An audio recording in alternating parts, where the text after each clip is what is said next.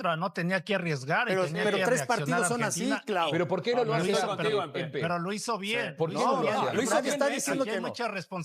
hay mucha responsabilidad del técnico, ¿no? De Tuchel, ¿no? Que tira al equipo demasiado atrás, Claro. se queda con cambios que saca con Madueque, A ¿no? Los Rashford lo extremos. pone o sea, Sacó a 3 Gordon. minutos. Sí, porque se defendió. o sea, tenía todavía 4 cambios en el minuto 70 por ahí, o sea, se veían algunos ya agotados, Spencer se veía agotado, Rice en la media cancha, o sea, mete a Bellingham de contención, o sea, yo creo que ahí le faltó reaccionar, contrario a de Scaloni, ¿no? Scaloni Sí. reacciona rápido, empieza a hacer Sí. los cambios, a arriesgar, no sé por qué sacó a Lisandro, ¿no? Y mete a Otamendi, por ejemplo. Porque ¿no? tenía O sea, amarilla. creo. Por Lord, amarilla. Sí, por lo que físicamente, sea, pero ¿qué selección ves más desgastada?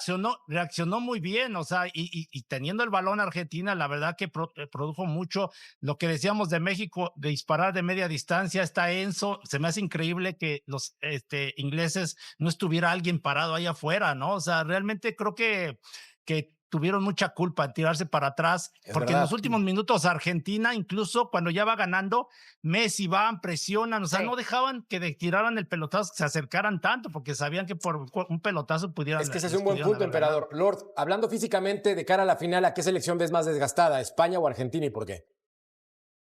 Pues al final vas a tener un partido un día menos, ¿no? Si eres España, descansas un día más, pero al final, pues vamos a ver cómo está. O sea, sí está físicamente desgastada esta selección, pero al final en la segunda mitad, pues lo dice, ¿no?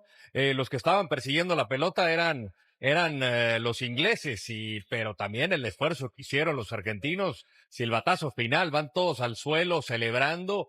De lo mental, del desgaste pero coincido con ustedes. Decía Tuchel que fueron pasivos después del gol que marca Gordon. Y él siente que el equipo se echó para atrás y que lo fue arropando a Argentina, que lo fue agobiando y dejaron de buscar esos duelos individuales. Por ejemplo, o sea, nunca buscaron un contragolpe, no pudieron ser efectivos. Tenías a los dos centrales con tarjeta amarilla, el caso de Lisandro y de Cuti Romero, tratar de buscar esos espacios porque estaba obligado Argentina a buscar el frente. A mí me parece que Jet Spence se manda un partidazo, lo cambia de banda izquierda. La pregunta era, ¿cómo vas a contener a Messi? Ahí creo que hizo un buen trabajo Spence. Y si se dan cuenta en el segundo gol, al momento que Spence puntea el esférico, se lastima y empieza a cojear, se da la vuelta, le da la espalda a Messi sí, pero al final va primero por la pelota Spence y queda lastimado Spence y al momento en que está dando la vuelta mientras brincotea a un solo pie del dolor, Messi aprovecha, le encuentra la ventanita y cuando llegó el relevo ya era demasiado tarde, pero al final sí deja mucho que desear Tuchel, también la selección inglesa. Creo que los jugadores también tienen esa responsabilidad. Y por cierto, ya colegas ingleses han confirmado que Tuchel tiene el espaldarazo de la FA de mantenerse en el timón hasta la Euro de 2028. Y yo lo único que quiero anotar de lo que estamos platicando es que para mí esta selección de Argentina no está jugando bien. Es Lionel Messi lo que está sacando. Este partido lo vimos. No es que generaron cualquier balón, cualquier transición, cualquier situación que pasaba por los pies de otros jugadores, no era igual de efectiva, no era igual de peligrosa que lo que pasaba con Lionel Messi. Lionel Messi agarraba el balón y ahí sí verdaderamente, para mí, esta selección es y está en el lugar que está solo por Lionel Messi. Y nadie ha sabido cómo controlar al astro y al mejor futbolista de la historia. Y tal vez no lo van a lograr para la final, pero esto, para mí, yo no entiendo de dónde ven que Argentina jugó espectacular. Messi hizo los dos goles. Tiene una selección, tiene una selección inglesa completamente tirada para atrás y todos los jugadores que, con excepción de Messi, no daban bien el pase, no daban bien el centro. McAllister no pudo rematarla porque eso es más falla que una situación de portero o lo que sea. En el juego. Mira, Eddie, te voy a poner una jugada puntual del Cuti Romero dentro del área, le dan el balón. ¿Cómo está tan concentrado que hace el control y se los quita a los dos? O sea, eso otro jugador a lo mejor se presiona y pierde el balón. Ese es el nivel de concentración que tenía Argentina. O sea, sabe jugar. ¿Y los goles llegaron por quién? ¿Gracias a quién? En los momentos adecuados. Gracias a que Lionel Messi se quita la marca, deja solo a Enzo Fernández y mete el golazo. Y gracias a que Messi se lleva a todos y de derecha saca un centro hermoso. Pero es por Messi. Que no juegue, entonces. No, es que mi situación es que no pase la pelota por Messi para que vos estés contento. No. Si lo tenés a Messi, lo tenés que aprovechar. No, para mí lo claro está. Vos fijate sin que Messi esto no estaría pasando. Sin Messi esto no estaría pasando. Hoy los goles no fueron de... ¿Cuál era el discurso antes, Eddie? ¿Cuál era el discurso antes? Si no hace los goles Messi, nadie hace los goles. Messi participó en todos los partidos con gol o asistencia. En todos. En todos. En el de Austria seguro que no, porque no jugó y Argentina ya ganaba cuando él entró. ¿Metió gol? Contra Jordania, perdón. También metió gol de tiro libre. Sí, pero contra Jordania los dos primeros él no estaba en la cancha. Sí, pero más allá de eso... que en todos. Bueno. En todos los goles dijiste. En todos los partidos metió gol o metió asistencia. En todos los partidos. Bueno, es un jugador extraordinario. ¿Sí? Pero digo, si vos vas a creer, si vos vas a simplificar tanto y tu mensaje va a ser que Argentina es solamente Messi... Sí. No. Y la verdad es que no hay demasiado para debatir al respecto. Pues no, porque lo ha demostrado con todos los goles, lo ha demostrado con todas las asistencias, lo ha demostrado con toda la jala de marca. Hoy hizo un partido extraordinario Paredes. Gran partido de Cuti Romero. Son planes y el rey es el que manda. Juliano Simeone, gran que partido estuvo de Enzo bajo, pero hizo un gran esfuerzo. Juliano Simeone la rompió. Sí, corrió y se aventaba y hacía cosas y falló. Y la que tuvo solo la falló. No alcanzó a rematar. El que está corriendo y reventando desde la mañana es Rodolfo Landeros, quien puede hacer otros 7 piques más. Pero hermano, a descansar, crack. Mañana hacemos los piques en la Gran Manzana, no se preocupen, les mando un abrazote. Un abrazo, perfecto, mientras solamente piques en la Gran Manzana. Te espero por acá, vamos a comer. Todo bien. Pausa. ¡Vamos! Volvemos a apuntar. No, de Argentina hablamos un a la América, por el amor de Dios. ¿Por qué nos hacen esto?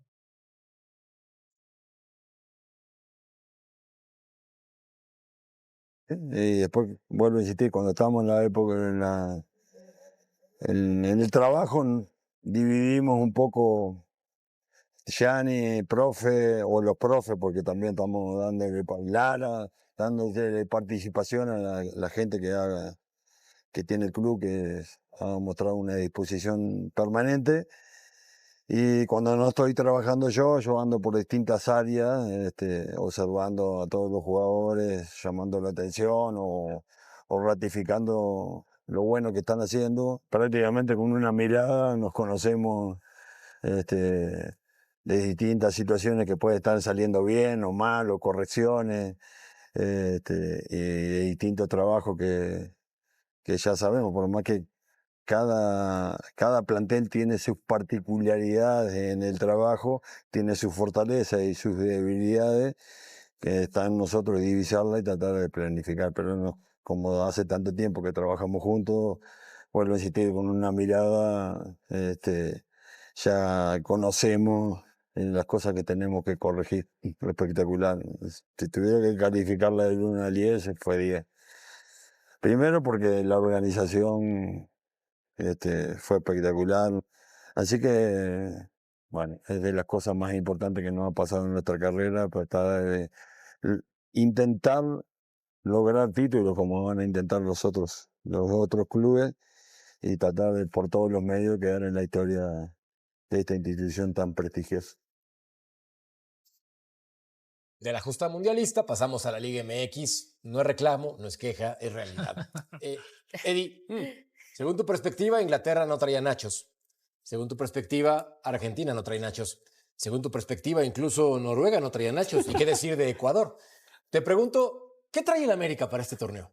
Para este torneo, yo creo que la obligación de Almada es por lo menos igualar lo que hizo Jardine con este plantel en el último torneo, porque llegó a la liguilla, se instaló de manera directa, ya no estaba lo del play-in, y creo que tiene que hacer eso. No se puede quejar de los refuerzos o no, hubiera estado increíble y era necesario que el América comprara cosas y reforzara a su equipo, pero si ya no llegaron o no han llegado, tiene que levantar la cara y tiene que sacar al América adelante y tiene que no poner pretextos. Gatillere, limpieza articular en la rodilla derecha para Alejandro Cendejas, que puede estar fuera entre 4 a 6 semanas según los cálculos a ojo de buen cubero.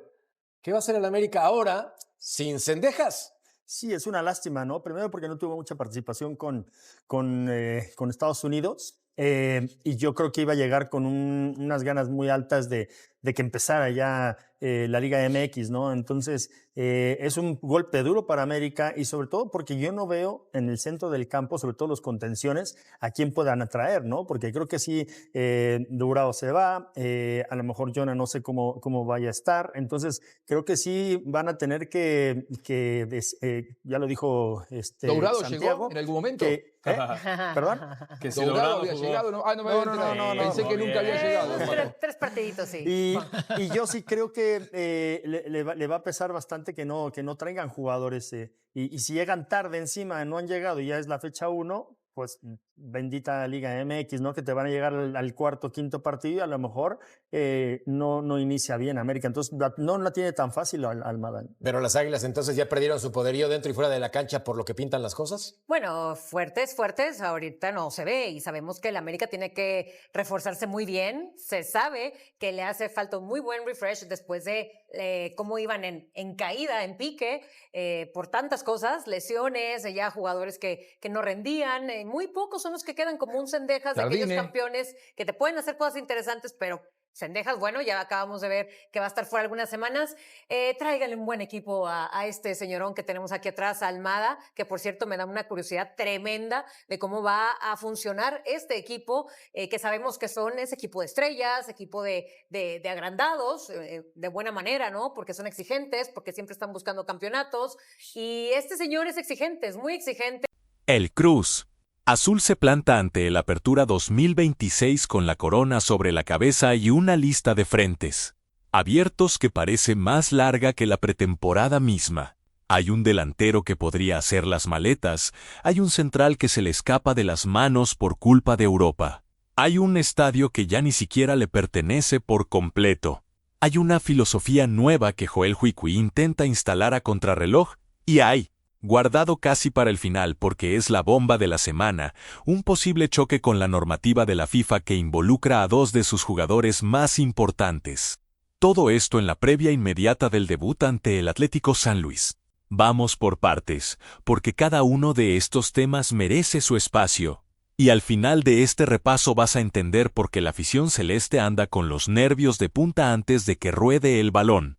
Este no es un torneo cualquiera para el club, porque defender un título en el fútbol mexicano siempre trae consigo una presión distinta. Un escrutinio mayor sobre cada decisión y una lupa que se posa sobre cada movimiento de mercado, cada entrenamiento y cada declaración oficial. Así que agárrate, porque hay mucha tela para cortar. Arrancamos con el tema que más preocupa puertas adentro de la Noria en este momento. La situación contractual de Gabriel Fernández, más conocido como Toro Fernández. El delantero no logró destrabar la renovación de su contrato con la directiva. Y la brecha económica entre lo que pide su representación y lo que el club está dispuesto a pagar sigue siendo enorme. Ante este panorama, la institución evalúa con seriedad dejarlo salir, no solamente para cerrar un conflicto que ya se estira demasiado, sino también para liberar espacio salarial y así financiar otras incorporaciones que hoy están frenadas.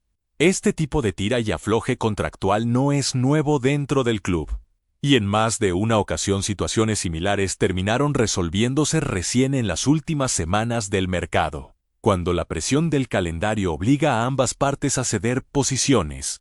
Lo curioso es que, en medio de esta tensión, el club subió su imagen con la nueva camiseta oficial a las redes. Un gesto que a primera vista choca con todo el clima de incertidumbre alrededor del jugador, y que generó cierta confusión entre los propios aficionados, que no terminan de entender si esta actualización de imagen responde a un protocolo administrativo de rutina o si realmente hay una intención de retenerlo dentro del proyecto. Fernández entrenó con normalidad durante la pretemporada, no hubo gestos públicos de conflicto ni portazos. Compartió trabajos con sus compañeros sin mostrar ningún tipo de malestar visible ante las cámaras. Pero todo indica que no será tenido en cuenta para el inicio del campeonato hasta que su futuro quede resuelto de una vez por todas. Vale la pena recordar que el delantero llegó al club con expectativas altas, y que su rendimiento en las últimas temporadas estuvo lejos de ser homogéneo. con rachas de buen nivel intercaladas con períodos de bajón futbolístico que también juegan un papel en esta negociación, porque la directiva sabe que su valor de mercado no es el mismo que hace un par de años. Y eso le resta poder de negociación al propio jugador aunque él insista en mantener sus pretensiones económicas altas. Este tipo de conflictos contractuales suelen eternizarse en el fútbol mexicano, arrastrándose semana tras semana sin resolución concreta. Y eso desgasta tanto al jugador como a la planificación deportiva del club, que necesita cerrar este capítulo cuanto antes para armar el resto del plantel con tranquilidad, porque cada semana que pasa sin definición es una semana menos para buscar en el mercado un reemplazante que realmente encaje en las necesidades tácticas de Hui. Metiendo el dedo en la llaga, da la sensación de que este culebrón le está costando más caro al Cruz Azul de lo que la directiva quiere admitir, porque mientras Toro Fernández siga en el limbo, ninguna otra pieza del rompecabezas ofensivo termina de encajar del todo. Y esa indefinición se empieza a sentir como una piedra en el zapato justo 15 días antes de arrancar la defensa del título. Siguiendo esta misma línea de mercado, el otro dolor de cabeza que atraviesa la noria tiene nombre y apellido: César Montes. Durante semanas el zaguero mexicano estuvo cerca, con la negociación centrada casi exclusivamente en la diferencia de cifras que pedía el Locomor frente a lo que ofrecía el Cruz Azul. Un desfase que en un primer momento parecía superable con algo de paciencia y algunas sesiones económicas de ambas partes. Pero el panorama cambió de un día para otro cuando se supo que clubes de la Pre-League y de la Serie A también entraron en la conversación por el defensor, algo que reconfigura por completo el tablero de negociación y que probablemente haya tomado por sorpresa a la propia dirigencia celeste, que hasta hace poco manejaba la negociación con cierta tranquilidad al pensar que el único obstáculo real era de índole financiera. La irrupción de pretendientes europeos de semejante nivel cambia por completo las reglas del juego, porque ahora el Cruz Azul no compite únicamente contra una cifra, compite contra la posibilidad real de que un futbolista mexicano dé el salto a una de las ligas más importantes del planeta, algo que ningún club de la Liga México puede igualar por más esfuerzo económico que haga.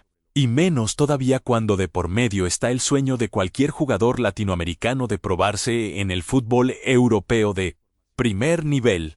Hay que entender también el contexto individual de Montes, un central que viene de disputar un mundial con la selección mexicana, con la exposición internacional que eso conlleva, y que sabe perfectamente que este puede ser el momento ideal de su carrera para dar el salto, porque las ventanas de este tipo no se abren todos los años y aprovecharlas a tiempo puede marcar la diferencia entre una carrera de nivel medio y una carrera consolidada en Europa. Si Montes finalmente se termina yendo a Europa, el club celeste tendrá que replantear desde cero sus planes para la saga central, una zona que la dirigencia consideraba prioritaria de cara a la defensa del título, y que además había quedado con ciertas dudas tras la salida o el bajo rendimiento de algunos defensores.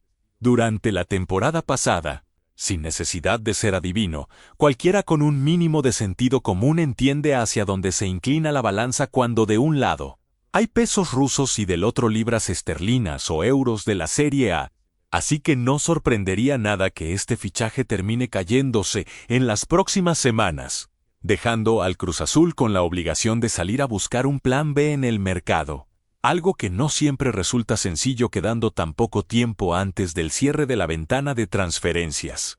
Ahora bien, no todos son fichajes frustrados en el Cruz Azul, porque el club sí logró cerrar 2 incorporaciones que ya están confirmadas y disponibles para la jornada inaugural.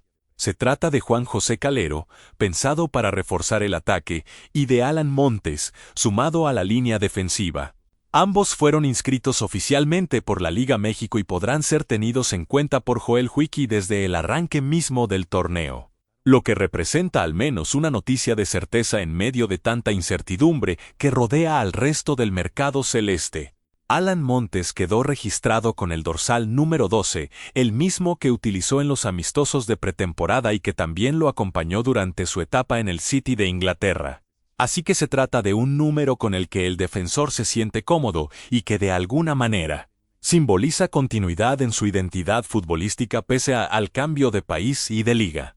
Su llegada desde el fútbol inglés, aunque de la segunda categoría, aporta una cuota de experiencia internacional que el cuerpo técnico valora especialmente en un contexto donde el equipo deberá disputar competencias exigentes, tanto a nivel local como continental. Por su parte, Calero fue inscrito con la camiseta número 14, la misma que ya llevaba puesta en su presentación extraoficial, manteniendo así una continuidad simbólica desde el primer día.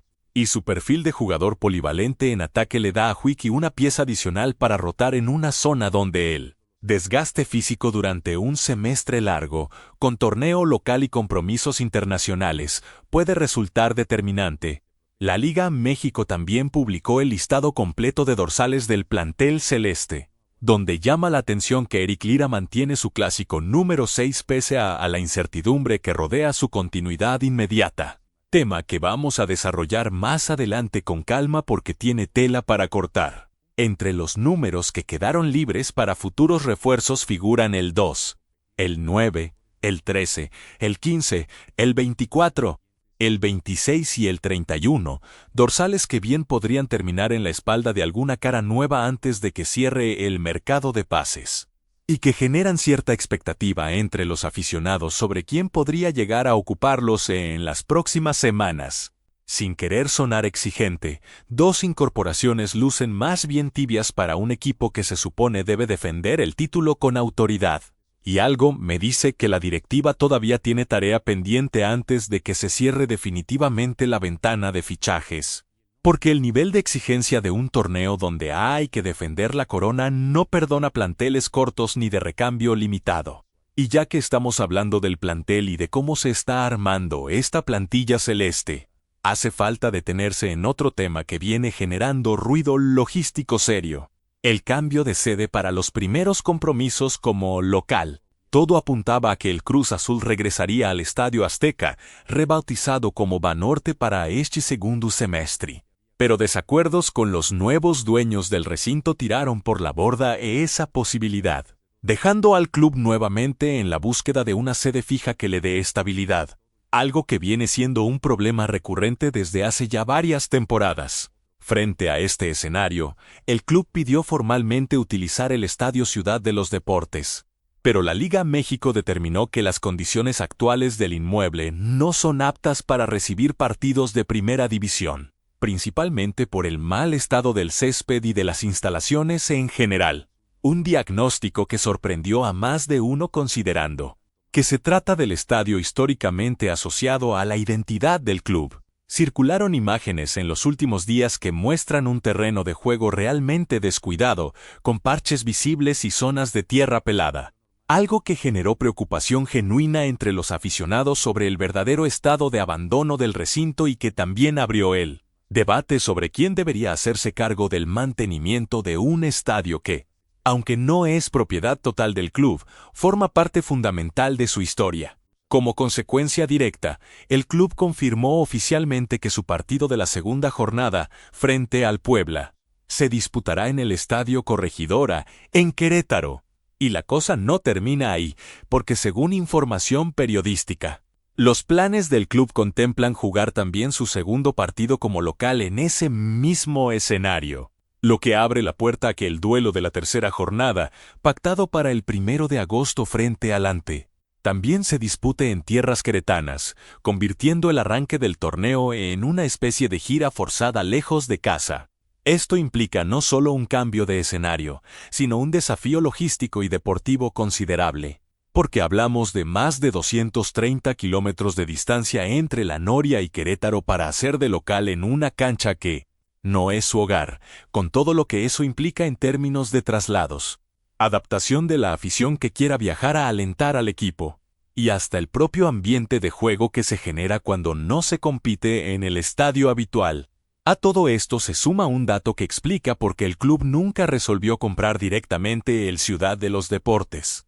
Según reveló el periodista Carlos Córdoba, extendido colaborador de prensa vinculado al club, los propietarios exigieron un porcentaje sobre la recaudación de cada partido y el control de las áreas de mercadotecnia dentro de la propiedad como condiciones para aprobar la venta. tratándose de uno de los equipos que más público convoca cada fin de semana en todo el país. Ceder parte de esas ganancias jamás fue un negocio atractivo para la dirigencia celeste, así que finalmente desistieron, priorizando la rentabilidad del club por encima de tener una sede propia y estable. Una decisión que a corto plazo genera dolores de cabeza, pero que desde una lógica puramente empresarial resulta comprensible.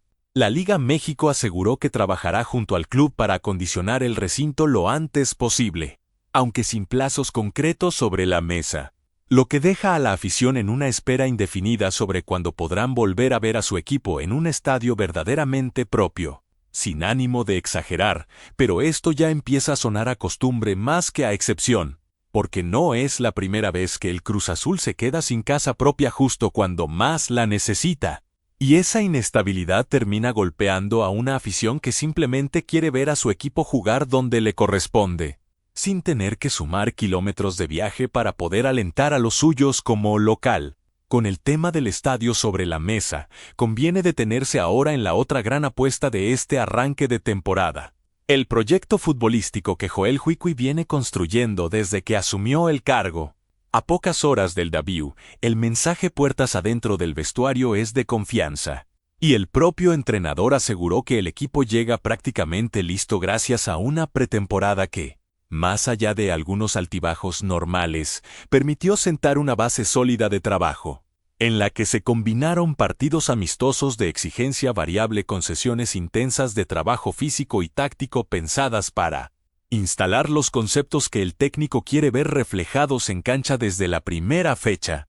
Hui explicó que su modelo de juego no se reduce a un esquema táctico cerrado, sino que responde a algo más profundo, ligado directamente a los valores institucionales del club, haciendo referencia explícita a la visión que maneja el directivo Víctor Velázquez, lo que deja claro que el proyecto deportivo está alineado con las demandas que llegan desde las oficinas y no solamente desde la cancha. Una declaración que también puede leerse como un mensaje hacia la interna del club, mostrando sintonía total con la cúpula directiva en un momento donde la estabilidad institucional resulta clave para sostener un proyecto de largo plazo. En el plano estrictamente táctico, el entrenador fue claro al señalar que su Cruz Azul no estará atado a una formación fija, sino que la clave pasará por la capacidad de leer cada partido en particular, analizando cómo presiona el rival y qué herramientas tiene disponibles el plantel en cada momento para armar una estrategia efectiva. Una filosofía que exige un nivel de preparación táctica muy superior al de un esquema estático, porque obliga a los jugadores a entender distintos roles y a adaptarse en tiempo real durante el propio desarrollo del partido. Incluso relativizó por completo los esquemas tradicionales, señalando que hablar de una línea de 4 defensores o de una línea de 5 es, en sus propias palabras, algo relativo, porque lo importante son los ajustes específicos dentro de la estructura para sumar valor colectivo, más que la simple disposición de las posiciones sobre el papel, un concepto que se acerca más a las tendencias modernas del fútbol europeo de posesión y presión, coordinada que a los esquemas más tradicionales que suelen predominar en el fútbol mexicano. El objetivo final de todo esto, según explicó el propio técnico, es darle al futbolista una mejor opción para resolver situaciones complicadas durante el partido, dejando en claro que el proyecto está pensado desde la individualidad hacia el funcionamiento colectivo, una mirada que pone el foco en el desarrollo y la confianza del jugador como base para que el funcionamiento grupal termine de aparecer de manera natural en la cancha. Dicho sea de paso, esta propuesta suena bonita en el papel y en las conferencias de prensa, pero este tipo de sistemas flexibles exigen jugadores con muchísima lectura de juego, y habrá que ver sobre el campo si el plantel actual está realmente capacitado para sostener esa exigencia partido tras partido, porque entre la teoría de un discurso convincente y la aplicación práctica bajo presión de un torneo largo suele haber una distancia considerable que solamente el tiempo y los resultados podrán confirmar. Llegamos ahora al tema que probablemente más está dando de qué hablar en los últimos días, y que dejamos para este momento del repaso porque tiene todos los condimentos de una polémica en toda regla. El regreso de Eric Lira y Will Erdita tras su paso por el Mundial 2026 y el posible roce con una normativa de la FIFA. Ambos futbolistas fueron los únicos representantes del Cruz Azul en la Copa del Mundo disputada entre México, Estados Unidos y Canadá, aunque con participaciones bien distintas dentro del certamen. Eric Lira sí sumó minutos con la selección mexicana, convirtiéndose en una pieza utilizada por el cuerpo técnico nacional en algunos partidos de la fase de grupos y en instancias posteriores. Mientras que Will Erdita ni siquiera fue convocado por Néstor Lorenzo para la lista final de Colombia, así que el defensor no disputó ni un solo minuto en el torneo, quedando relegado a un rol de acompañamiento desde afuera que, en términos futbolísticos, resulta particularmente frustrante para cualquier jugador que viaja con la ilusión de disputar un mundial. Pese a esa diferencia, lo cierto es que los dos ya se reincorporaron a los trabajos en la noria y entrenan con total normalidad bajo las órdenes de Joel Uiki, con chances reales de ser titulares en el debut de este viernes frente a Atlético San Luis. Lo que demuestra que, más allá del desgaste físico o emocional que pueda haber dejado el certamen internacional, el cuerpo técnico no dudó en integrarlos de inmediato a la dinámica de trabajo grupal. Y acá aparece el problema de fondo, la normativa de la FIFA, pactada previamente entre Gianni Infantino y representantes de distintos sindicatos de futbolistas a nivel mundial. Establece que todo jugador que haya participado en el mundial tiene derecho a un período de 21 días de descanso obligatorio una vez terminada su participación, una medida que fue presentada en su momento como una conquista importante para el gremio de futbolistas, pensada justamente para evitar el desgaste físico excesivo que representa encadenar un mundial con el arranque casi inmediato de las ligas domésticas. México cayó eliminado ante Inglaterra hace apenas 10 días y Colombia quedó afuera frente a Suiza en octavos de final hace 8 días. Por lo que ni Lira ni Dita cumplieron con ese plazo de descanso. Más allá de que ambos hayan viajado con normalidad junto a sus selecciones y ya estén físicamente disponibles para competir. Algo que en principio contradice el espíritu original de la normativa, pensada justamente para blindar a los jugadores de este tipo de situaciones límite. Ahora, y este es el detalle que cambia todo el panorama, esta normativa no contempla sanciones automáticas para los clubes, porque la propia FIFA estableció que el cumplimiento de ese descanso puede acordarse de manera individual entre el futbolista y su institución, dejando la decisión final en manos de ambas partes, lo cual en la práctica convierte a una norma pensada para proteger al jugador en una herramienta de negociación bilateral, que termina dependiendo casi exclusivamente de la voluntad del propio futbolista frente a la necesidad deportiva del club. Esto significa que, si tanto Lira como Dita dan su consentimiento para jugar ante el San Luis, el Cruz Azul no quedaría expuesto a ningún tipo de sanción por parte de los organismos que rigen el fútbol mexicano ni el internacional, un vacío legal que en la práctica termina favoreciendo casi siempre al club por sobre el bienestar físico del jugador, sobre todo en contextos donde hay presión deportiva de por medio, como sucede justamente con un equipo que debe salir a defender un título. Dicho esto, no hace falta ser especialista en medicina deportiva para sospechar que forzar el regreso inmediato de dos jugadores recién salidos de un mundial, por más que el reglamento lo permita en el papel, es jugar con fuego en materia de desgaste físico y mental. Y ojalá el cuerpo técnico esté monitoreando esto de cerca en lugar de mirar solamente el resultado del viernes. Porque las lesiones por sobrecarga suelen aparecer justamente en estos escenarios donde el calendario no da tregua y la ambición deportiva pesa más que la prudencia médica. Y ya que este es, sin dudas, el tema que más divide opiniones entre la afición celeste, este es el momento perfecto para que dejes tu comentario contándonos qué pensás vos. Si Lira y Dita deberían jugar el viernes o si el club debería cuidarlos aunque no exista sanción de por medio.